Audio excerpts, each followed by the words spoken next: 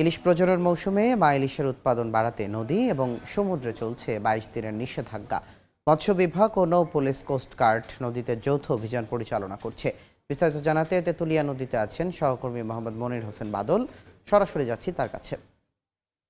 বাদল, চলছে ইলিশের প্রধান প্রজনন মৌসুম, আর এই ইলিশের প্রধান প্রজনন মৌসুম সফল করতে কিন্তু পটুয়াখালী যে তেঁতুলিয়া নদীতে যে অভয়াশ্রম রয়েছে, অভয়াশ্রমে কিন্তু ইতিমধ্যে সেনাবাহিনী, নৌ পুলিশ, পুলিশ সদস্য, মৎস্য বিভাগ কিন্তু অভিযান পরিচালনা করছে। আমরা দেখতে পাচ্ছেন যে এই তেঁতুলিয়া নদীতে কিন্তু ইতিমধ্যে মৎস্য বিভাগ এবং সেনাবাহিনী, নৌ পুলিশের যৌথ অভিযান পরিচালনা করছে। আসলে প্রতি বছরই কিন্তু এই ইলিশের প্রধান প্রজনন মৌসুম চলে, আর এই ইলিশের প্রধান প্রজনন মৌসুম সফল করতে কিন্তু সরকার নানা পদক্ষেপ গ্রহণ করেছে। কিন্তু তারপরও কিন্তু কিছু অসাধু জেলে রয়েছে। এই অসাধু জেলেরা কিন্তু প্রশাসনকে ফাঁকি দিয়ে কিন্তু তেঁতুলিয়া নদী সহ বিভিন্ন অভয়াশ্রমে কিন্তু মাছ ধরে, এবং এই মাছ ধরা থেকে বিরত রাখতে কিন্তু প্রশাসন কিন্তু প্রতিদিনই কিন্তু অভয়াশ্রমগুলো টহল দিয়ে যাচ্ছে।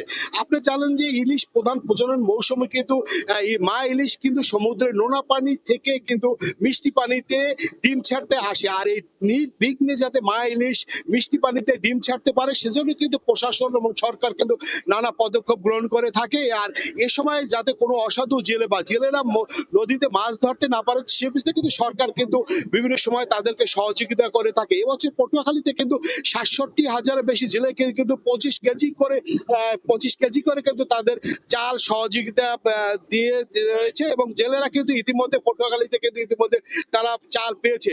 আর এই ইলিশ প্রধান প্রজনন যে প্রধান প্রজনন মৌসুম কিন্তু আসলেই কিন্তু পটুয়াখালী শুধু এই যে কয়টি অভয়াশ্রম নয়, এবছর কিন্তু সকল নদ নদীতে কিন্তু গ্রহণ করছে যাতে কিন্তু ইলিশ নির্বিঘ্নে মাছ ছাড়তে। আজকে আমরা দেখতে পাচ্ছি পটুয়াখালী জেলা মৎস্য কর্মকর্তার নেতৃত্বে কিন্তু দেখা যাচ্ছে কিন্তু এখানে নৌ সেনাবাহিনী রয়েছে, নৌ পুলিশ রয়েছে, বিভিন্ন বাহিনী কিন্তু এই তেঁতুলিয়া নদীতে অভিযান পরিচালনা করছে যাতে নির্বিঘ্নে মা ইলিশ ডিম ছাড়তে পারে।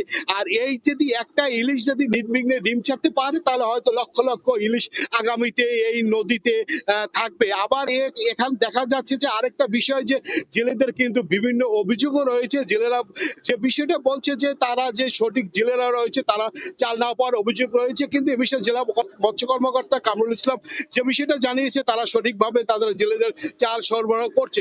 আরেকটা বিষয় বলে রাখি যে এই যে তেঁতুলিয়া নদীতে রয়েছে, এই তেঁতুলিয়া নদীতে কিন্তু একটি বড় অভয়াশ্রম রয়েছে। একদিকে বাউফলে তেঁতুলিয়া নদী রয়েছে, ওদিক দিয়ে ভোলা রয়েছে, আর এখান থেকে কিন্তু সমুদ্র থেকে মিষ্টি পানিতে কিন্তু নোনা পানি থেকে মিষ্টি পানিতে ডিম ছাড়তে আসলে আমরা দেখতে পাচ্ছি তেঁতুলিয়া নদীতে যেহেতু কিন্তু জেলেরা কিন্তু এখন এই শেষ সময় কিন্তু তারা মাছ ধরে এবং তারা চুরি চুরি করে জাল ফেলে। আর এই সময় যাতে কোনো শেষ সময় যেহেতু মা ইলিশ এখন ভরে গেছে নদীতে, আর নির্বিঘ্নে যাতে মা ইলিশ ডিম ছাড়তে পারে নদীতে সেজন্য তারা কিন্তু আজকে আমরা দেখতে পাচ্ছি সেনাবাহিনীর একটা ১৬ জনের সদস্যের একটি বিশেষ দল কিন্তু সৈনিক দল আমরা দেখতে পাচ্ছি আজকে তেঁতুলিয়া নদীতে অভিযান পরিচালনা করছে, এবং যাতে কোনো এখন কোনো অসাধু জেলে যাতে মাছ ধরতে না পারে। আসলে এই প্রতি বছরও কিন্তু এরকম ইলিশ প্রজনন মৌসুম হয়ে থাকে। এই ছিল পটুয়াখালী থেকে আমার কাছে ইলিশ প্রজনন মৌসুমে আজকের যে অভিযান রয়েছে তার সর্বশেষ। ইলিশ সংরক্ষণের যৌথ অভিযান পরিচালিত হচ্ছে, সবশেষ জানছিলাম সেখান থেকে।